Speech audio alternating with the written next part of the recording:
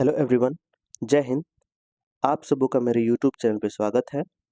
आज मैं एडुटोरिया 7500 प्लस वस्तुनिष्ठ सामान्य अध्ययन का प्रैक्टिस सेट 33 का डिस्कशन करने वाला हूं। इससे पहले के वीडियो में मैंने 1 से लेके 32 तक का सेट का डिस्कशन करा दिया है। अगर आप सब ने उस वीडियो को नहीं देखा है तो प्लीज़ उस वीडियो को देख लीजिए।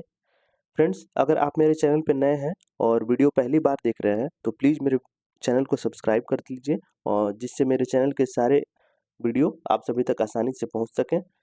फ्रेंड्स, वीडियो पसंद आए तो वीडियो को लाइक भी कर दीजिए और एक बार अपने फ्रेंड्स एंड स्टडी ग्रुप में शेयर भी कर दीजिए। फ्रेंड्स, आज का ये सेशन आने वाले एग्जाम के लिए बहुत हेल्पफुल होने वाला है, तो वीडियो को स्किप मत कीजिएगा और वीडियो अंत तक देखिएगा और वीडियो पे बने रहिएगा। तो चलिए स्टार्ट करते हैं। Practice set number 33। पहला क्वेश्चन है इसका, किसकी अध्यक्षता में बौद्ध धर्म 2 भागों में विभाजित हो गया था? क्या है पहला क्वेश्चन, किसकी अध्यक्षता में बौद्ध धर्म 2 भागों में विभाजित हो गया था? तो इसका राइट ऑप्शन हो जाएगा ऑप्शन ए, वसुमित्र।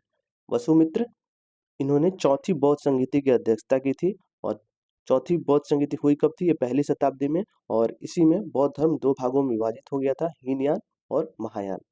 हीनयान और महायान में विभाजित हो गया था। बाकी ऑप्शन देखेंगे। महाकश्यप, इन्होंने पहली बौद्ध संगीति की अध्यक्षता की थी, और दूसरी की सभाकामी ने की थी, और तीसरी मोगलीपुत्र तिस्त ने की थी। तीसरी की अध्यक्षता मोगलीपुत्र तिस्त ने की थी। नेक्स्ट देखेंगे, किस स्थान से नवपाषाण कालीन गर्त निवासों के अवशेष मिले हैं? किस स्थान से मिले हैं? तो ये बुर्जहोम से मिले हैं।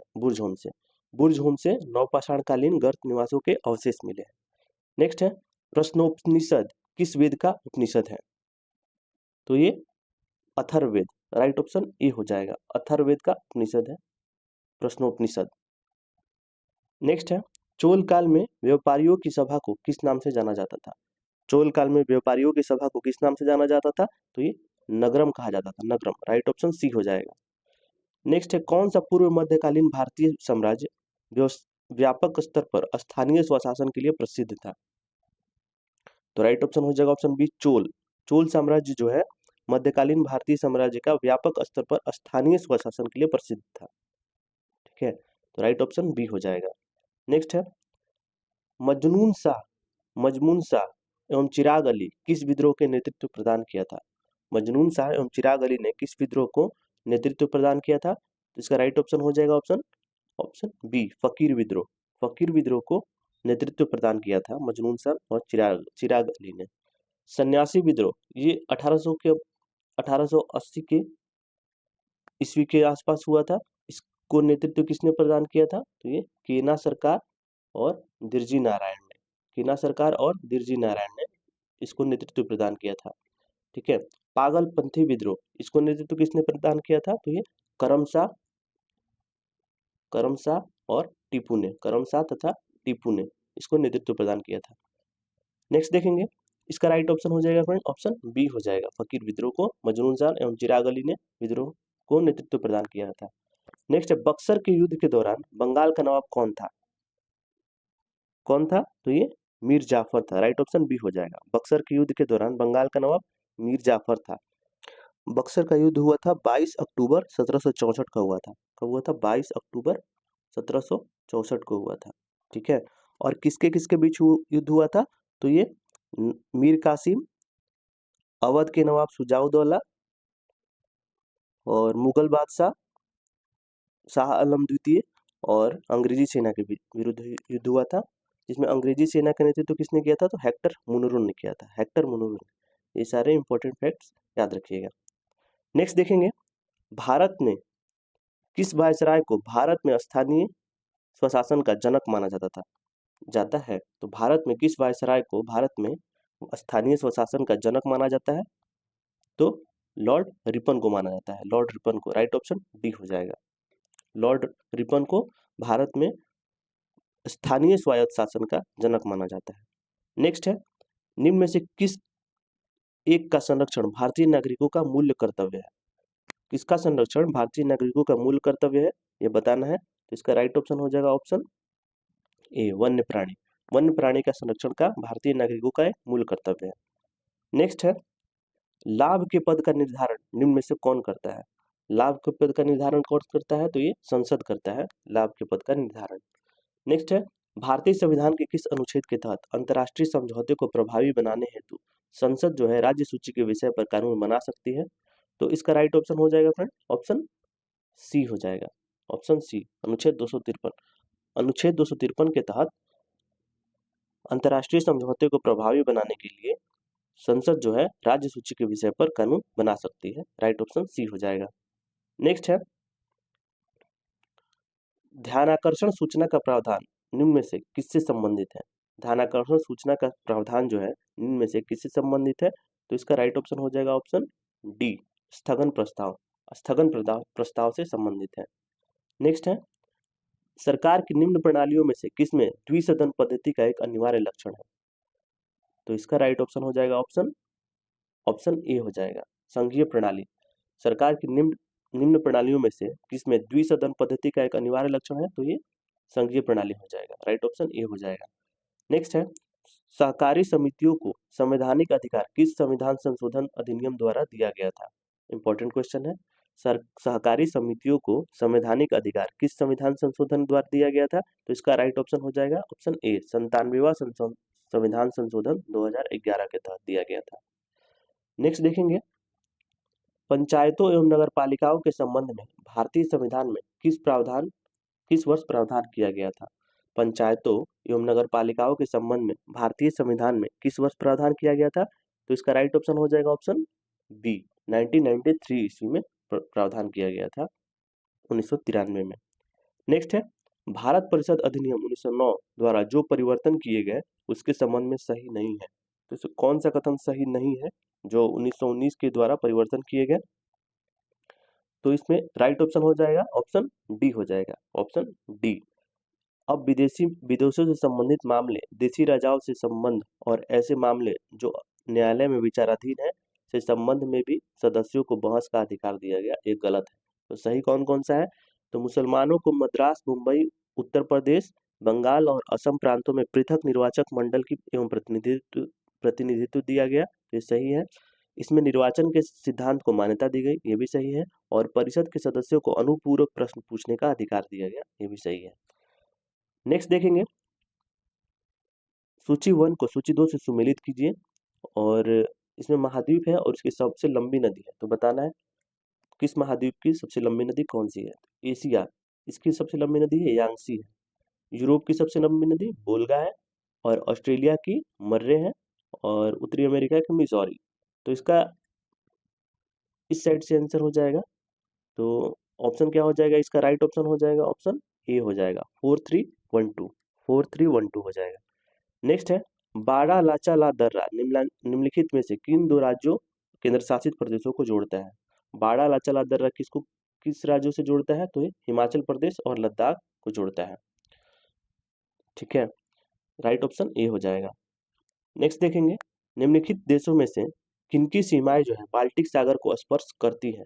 किनकी सीमाएं बाल्टिक सागर को स्पर्श करती है? तो इसका राइट ऑप्शन हो जाएगा ऑप्शन सी, 1 2 3, एस्टोनिया, लिथुआनिया और रूस। इसकी सीमाएं जो है बाल्टिक सागर को स्पर्श करती है, चेक गणराज्य की सीमा को स्पर्श नहीं करती है। तो इसका राइट ऑप्शन हो जाएगा ऑप्शन सी हो जाएगा, ऑप्शन सी।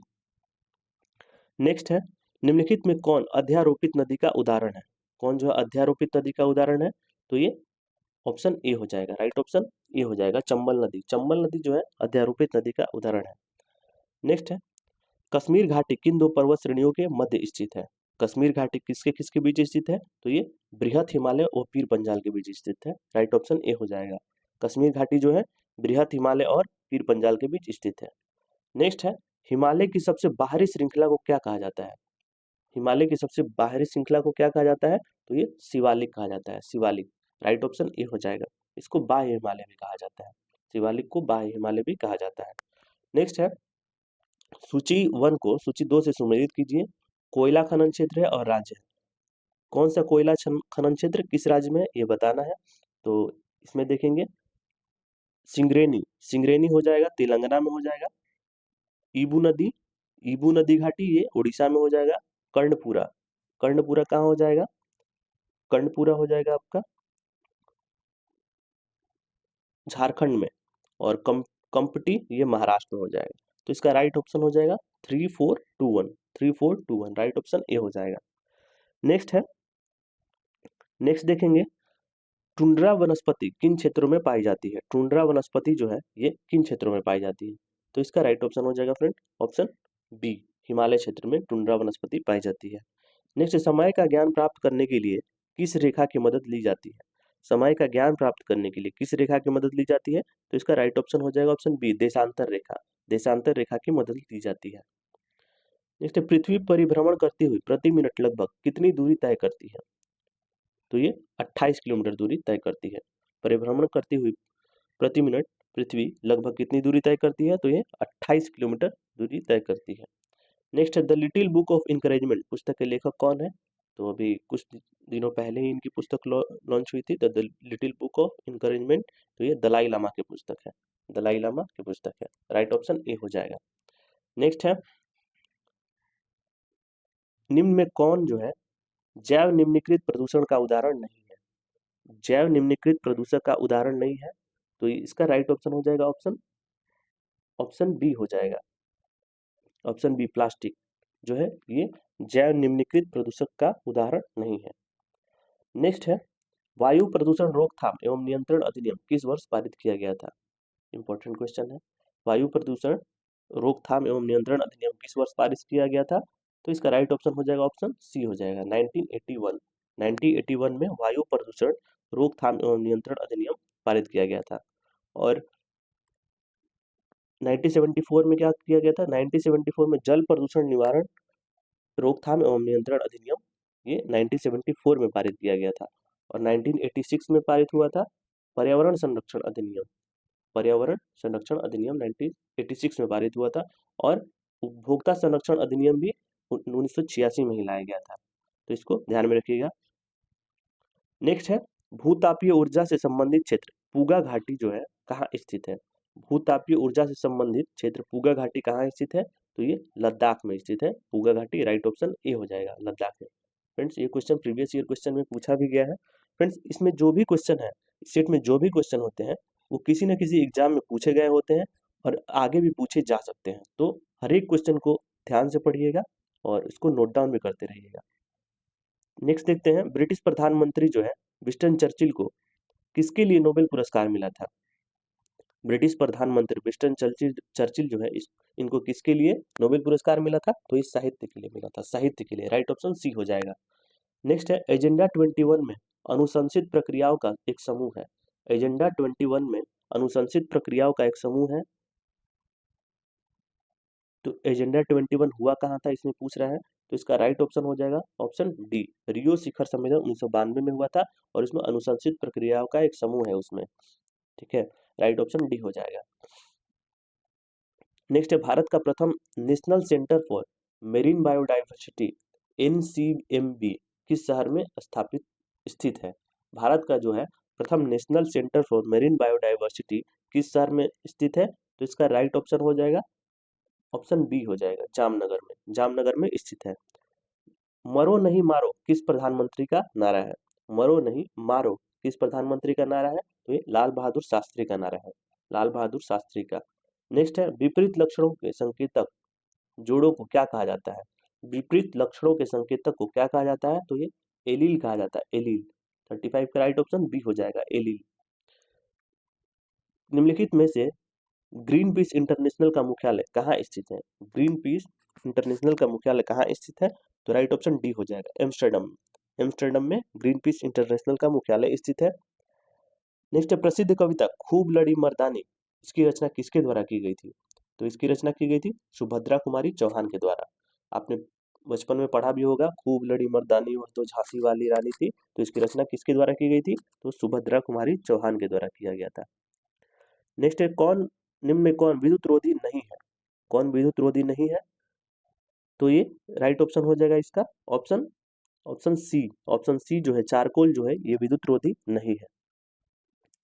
नेक्स्ट देखेंगे फ्रेंड ठोस अशुद्धियों के शुद्धिकरण के लिए निम्नलिखित में से कौन सी प्रक्रिया उपयोगी नहीं है, कौन सी प्रक्रिया उपयोगी नहीं है, ठोस अशुद्धियों के शुद्धिकरण के लिए निम्नलिखित में से कौन सी प्रक्रिया उपयोगी नहीं है, तो राइट ऑप्शन ए हो जाएगा आसवन, आसवन जो प्रक्रिया है ये ठोस अशुद्धियों के शुद्धिकरण के लिए उपयोगी प्रक्रिया नहीं है। स्थितिज ऊर्जा के संबंध में निम्न में से कौन सा कथन असत्य है? कौन सा कथन असत्य है बताना है, तो इसका राइट ऑप्शन हो जाएगा ऑप्शन डी हो जाएगा, सभी असत्य है, सारे असत्य है। नेक्स्ट, प्रतिध्वनि सुनाई देती है। प्रतिध्वनि कैसे सुनाई देती है और कब सुनाई देती है? तो प्रतिध्वनि कब सुनाई देती है? तो ये सुनाई देती है ध्वनि तरंगों के परावर्तन के कारण। प्रतिध्वनि ध्वनि तरंगों के परावर्तन के कारण सुनाई देती है। नेक्स्ट है, आयनिक बंध के निर्माण के दौरान एक परमाणु से दूसरे परमाणु में किसके माध्यम से स्थानांतरण होता है? इंपॉर्टेंट क्वेश्चन है, फिर से देख लीजिएगा। आयनिक बंध के निर्माण के दौरान एक परमाणु से दूसरे परमाणु में किसके माध्यम से स्थानांतरण होता है? तो इसका राइट ऑप्शन हो जाएगा ऑप्शन सी, इलेक्ट्रॉन के द्वारा। इलेक्ट्रॉन के द्वारा स्थानांतरण होता है। नेक्स्ट है, निम्न कथनों पर विचार कीजिए। वर्ग 7A के तत्वों की इलेक्ट्रॉन बंधुता उच्च होती है, सबसे अधिक इलेक्ट्रॉन बंधुता फ्लोरीन की होती है और निष्क्रिय गैसों का गलनांक निम्न होता है। नीचे दिए गए विकल्प में सही उत्तर चुनिए। तो इसमें सही उत्तर बताना है, तो 43 का सही उत्तर क्या हो जाएगा? 1 और 3 हो जाएगा। 1 और 3, वर्ग 7A के तत्वों की इलेक्ट्रॉन बंधुता उच्च होती है और निष्क्रिय गैसों का गलनांक जो है ये निम्न होता है। राइट ऑप्शन डी हो जाएगा।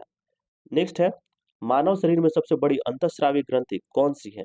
मानव शरीर में सबसे बड़ी अंतःस्रावी ग्रंथि कौन सी है? तो ये हो जाएगा थायराइड ग्रंथि। थायराइड ग्रंथि जो है ये सबसे बड़ी अंतःस्रावी ग्रंथि है। इंपॉर्टेंट क्वेश्चन है, हमेशा एग्जाम में पूछा भी गया है, प्रीवियस में क्वेश्चन में बहुत बार भी आ चुका है ये, तो इसको ध्यान में रखिएगा। ऐसे ऐसे क्वेश्चन आने वाले एग्जाम में क्वेश्चन बनने के ज्यादा चांसेस भी होते हैं। नेक्स्ट है, प्रकाश संश्लेषण रासायनिक अभिक्रिया होती है। प्रकाश संश्लेषण जो है रासायनिक अभिक्रिया किसमें होती है? तो ये ग्रेना में होती है। ग्रेना में 45 का राइट आंसर हो जाएगा, ए हो जाएगा। प्रकाश संश्लेषण रासायनिक अभिक्रिया ग्रेना में होती है। नेक्स्ट है, यदि मानव रुधिर की लाल रुधिर कोशिकाओं को पृथक किया जाता है तो उन्हें सामान्य लवण के घोल में तनुकृत किया जाता है, तो आरबीसी पर क्या प्रभाव होता है? तो आरबीसी पर कोई प्रभाव नहीं पड़ेगा। इसमें क्या हो जाएगा राइट आंसर? आरबीसी के व्यास में कोई परिवर्तन ही नहीं होगा। राइट ऑप्शन डी हो जाएगा। नेक्स्ट है, बिहार के किस वर्ष चंपारण कृषि कानून को पारित किया गया था? बिहार में किस वर्ष चंपारण कृषि कानून को पारित किया गया था? तो इसका राइट ऑप्शन बी हो जाएगा, 1918 में। चंपारण कृषि कानून कब पारित किया गया था? 1918 में। और चंपारण सत्याग्रह हुआ कहाँ था? तो बिहार में हुआ था, बिहार में 1917 ईस्वी में। और महात्मा गांधी ने यहीं पे उन्होंने अपना पहला सत्याग्रह स्टार्ट किया था। और एफजी सलाई की अध्यक्षता में एक समिति बनाई गई थी चंपारण सत्याग्रह के लिए। और इस कृषि कानून को कब पारित किया गया था? तो 1918 ईस्वी में पारित किया गया था। नेक्स्ट, वैसे पौधे जो पोषण के लिए सड़ी गली चीजों पर आश्रित रहते हैं क्या कहलाते हैं? तो ये मृत जीवी कहलाते हैं। वैसे पौधे जो पोषण के लिए सड़ी गली चीजों पर आश्रित होते हैं क्या कहलाते हैं? तो ये मृत जीवी कहलाते हैं, मृत जीवी। नेक्स्ट है, सजीव पदार्थों में प्राकृतिक तत्वों के निम्नलिखित समूहों में कौन सा एक पृथ्वी के 99% से ज्यादा बायोमास या जैव भार बनाता है? इंपॉर्टेंट क्वेश्चन है। सजीव पदार्थों में प्राकृतिक तत्वों के निम्नलिखित समूहों में कौन सा एक पृथ्वी के 99% से ज्यादा बायोमास या जैव भार बनाता है? तो इसका राइट ऑप्शन हो जाएगा ऑप्शन ए, HOC। नेक्स्ट है, निम्नलिखित में से कौन मानव जनित जीवोम का एक उदाहरण है? मानव जनित जीवोम का उदाहरण कौन सा है? तो इसका राइट ऑप्शन हो जाएगा ऑप्शन डी, फसली भूमि। फसली भूमि जो है मानव जनित जीवोम का एक उदाहरण है। इसमें कुछ स्मरणीय तथ्य भी दिए गए हैं, उसको भी देखेंगे। सुंग वंश के बारे में इस बार दिए गए हैं इस सेट में, सुंग वंश और चेदी वंश के बारे में। तो देखेंगे, सुंग वंश की स्थापना जो है पुष्यमित्र शुंग ने किया था। किसने किया था? पुष्यमित्र शुंग ने। शुंग शासकों की राजधानी कहाँ थी? तो ये विदिशा थी। शुंग शासकों की राजधानी विदिशा थी। और पुष्यमित्र शुंग ने 2 बार अश्वमेध यज्ञ कराया था। मोस्ट इंपोर्टेंट लाइन है, इसको याद रखिएगा, हमेशा पूछा जाता है एग्जाम में कि किस शासक ने अश्वमेध यज्ञ 2 बार कराया था? तो ये पुष्यमित्र शुंग ने कराया था। महर्षि पतंजलि जो है पुष्यमित्र शुंग के दरबार में रहते थे। ये भी ध्यान में रखने वाला क्वेश्चन है। महर्षि पतंजलि जो है किसके दरबार में रहते थे? तो ये पुष्यमित्र शुंग के दरबार में रहते थे। पतंजलि ने पाणिनि के अष्टाध्यायी पर महाभाष्य की रचना की थी। पतंजलि ने पाणिनि के अष्टाध्यायी पर महाभाष्य की रचना की थी। अष्टाध्यायी की रचना किसने की थी? तो पाणिनि ने की थी, और ये संस्कृत व्याकरण की बुक थी। ठीक है। और पतंजलि ने क्या किया था कि पाणिनि के जो अष्टाध्यायी पर महाभाष्य की रचना की थी। नेक्स्ट, भरहुत स्तूप का निर्माण पुष्यमित्र सिंह ने करवाया था। भरहुत स्तूप मोस्ट इंपॉर्टेंट है। भरहुत स्तूप का निर्माण किसने करवाया था? तो पुष्यमित्र शुंग ने करवाया था। नेक्स्ट, शुंग वंश का अंतिम शासक कौन था? तो देवभूति। शुंग वंश का अंतिम शासक देवभूति था। नेक्स्ट चेदी वंश है। चेदी वंश के बारे में जानेंगे। चेदी राजवंश का उदय हाथी गुफा अभिलेख से प्राप्त होता है। चेदी राजवंश का उदय जो है ये हाथी गुफा अभिलेख से प्राप्त होता है। इस वंश का सबसे प्रतापी शासक था खारवेल। खारवेल जो है इस वंश का सबसे प्रतापी शासक था। तो खारवेल जो है जैन धर्म का अनुयायी था। खारवेल जो है जैन धर्म का अनुयायी था, और खारवेल ने जैन मुनियों के लिए उदयगिरी पहाड़ी में गुफा का निर्माण करवाया था। गुफा का निर्माण करवाया था खारवेल ने। जैन मुनियों के लिए उदयगिरी पहाड़ी में एक गुफा का निर्माण करवाया था। तो गाइस, ये थी आपकी डिस्कशन की क्लास। जो भी नए स्टूडेंट इस वीडियो को देख रहे हैं, प्लीज़ बताइएगा आज का सेशन कैसा लगा। और आप सभी लोगों से मेरा निवेदन है कि वीडियो को अगर आपने अभी तक लाइक नहीं किया है तो प्लीज़ इसे लाइक कर दीजिए, और अपने दोस्तों में और स्टडी ग्रुप में एक बार शेयर भी कर दीजिए। Thanks for watching.